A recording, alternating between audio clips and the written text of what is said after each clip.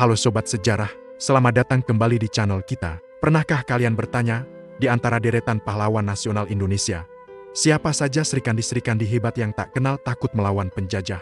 Hari ini, kita akan menyelami kisah salah satu yang paling gagah berani, seorang pejuang wanita dari tanah Rencong, Aceh. Dialah Cut Nyak Meutia. Namanya mungkin tak sepopuler pahlawan lainnya, tapi perjuangan dan pengorbanannya sungguh luar biasa. Siapakah beliau? Mengapa kisahnya begitu penting untuk kita kenang? Mari kita mulai perjalanan kita menelusuri jejak kepahlawanannya. Cut Nyak Meutia lahir pada tahun 1870 di Perak, Aceh Utara. Ia tumbuh di tengah keluarga bangsawan yang taat beragama. Ayahnya, Teku Ben Daud Pirak, adalah seorang ulama dan pemimpin di wilayahnya. Sejak kecil, Meutia sudah ditempa dengan pendidikan agama yang kuat dan nilai-nilai kepemimpinan. Ia tumbuh menjadi perempuan yang cerdas, pemberani, dan memiliki semangat juang yang membara. Lingkungannya membentuknya menjadi pribadi yang tidak bisa menerima ketidakadilan, terutama penindasan yang dilakukan oleh penjajah Belanda. Untuk memahami perjuangan Cut Nyak Meutia, kita harus melihat kondisi Aceh saat itu. Sejak tahun 1873, Kesultanan Aceh terlibat dalam perang panjang dan melelahkan melawan Belanda. Perang Aceh dikenal sebagai salah satu perlawanan paling sengit dalam sejarah kolonialisme di Indonesia. Belanda, dengan kekuatan militer modernnya, berusaha menaklukkan Aceh yang kaya akan sumber daya alam, terutama lada. Namun, rakyat Aceh, yang disatukan oleh semangat jihad fisabilillah, memberikan perlawanan yang luar biasa gigih.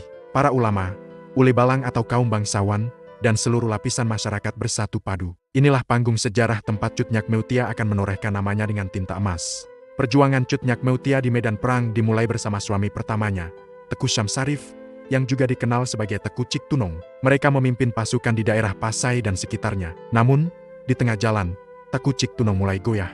Ia tergoda oleh bujukan Belanda dan memutuskan untuk bekerja sama dengan mereka. Sikap ini tentu saja sangat ditentang oleh Cut Nyak Meutia. Baginya, kompromi dengan penjajah adalah sebuah pengkhianatan terhadap perjuangan rakyat Aceh. Keteguhan hatinya tak bisa ditawar. Dengan berat hati, ia berpisah dari suaminya dan melanjutkan perjuangan bersama Pang Nanggroe. Pang Nanggroe adalah sahabat seperjuangan Teku Cik Tunong, yang kemudian menjadi suami kedua Cut Nyak Meutia. Bersama Pang Nanggroe, perjuangan Meutia semakin berkobar. Mereka menjadi pasangan pejuang yang sangat ditakuti Belanda. Taktik gerilya mereka di hutan-hutan Aceh sangat merepotkan pasukan kolonial. Mereka menyerang pos-pos Belanda, mencegat patroli, dan mengganggu jalur logistik musuh.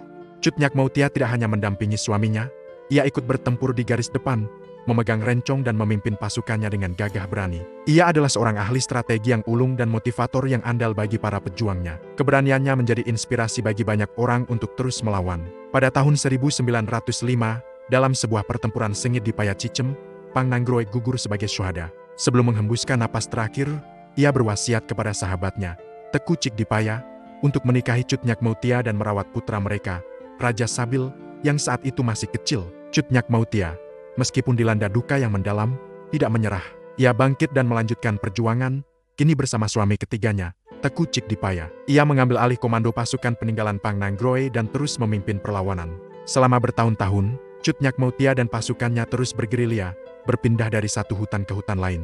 Mereka menghadapi berbagai kesulitan, kekurangan makanan, serangan penyakit, dan kejaran pasukan Marsosa Belanda yang terkenal kejam. Namun, semangatnya tak pernah padam. Baginya, lebih baik mati berkalang tanah daripada hidup di bawah jajahan. Ia mengajarkan pada pasukannya bahwa kehormatan dan kemerdekaan adalah segalanya. Ia juga selalu membawa serta putranya, Raja Sabil, dalam setiap perjuangannya. Ia ingin anaknya melihat langsung betapa beratnya perjuangan untuk mempertahankan tanah air. Salah satu nilai utama yang bisa kita teladani dari Cut Nyak Meutia adalah keteguhannya yang luar biasa. Ia tidak pernah goyah dalam memegang prinsip. 3 kali ia kehilangan suami di medan perang, namun ia tak pernah berpikir untuk menyerah. Ia adalah seorang pemimpin sejati. Kemampuannya mengorganisir pasukan, merancang strategi, dan membakar semangat juang para pengikutnya sungguh mengagumkan. Di masa ketika peran perempuan seringkali terbatas, ia mendobrak batasan itu dan membuktikan bahwa perempuan juga bisa menjadi panglima perang yang hebat. Ia menunjukkan bahwa patriotisme dan keberanian tidak mengenal gender.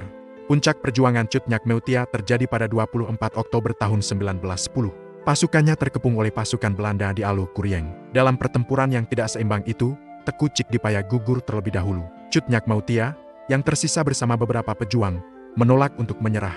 Dengan rencong terhunus di tangan, ia bangkit dan mencoba melawan. Namun, 3 butir peluru tentara Belanda menembus dada dan kepalanya.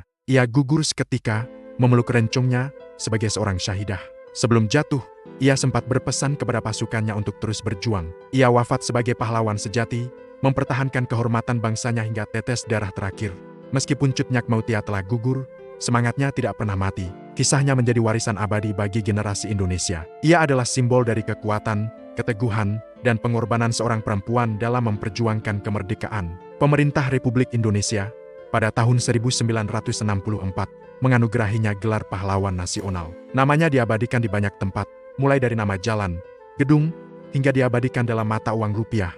Kisah hidupnya mengajarkan kita tentang pentingnya integritas, keberanian dalam menghadapi tantangan, dan cinta tanah air yang tanpa syarat. Dari kisah Cut Nyak Meutia, kita belajar bahwa perjuangan merebut kemerdekaan bukanlah monopoli kaum laki-laki.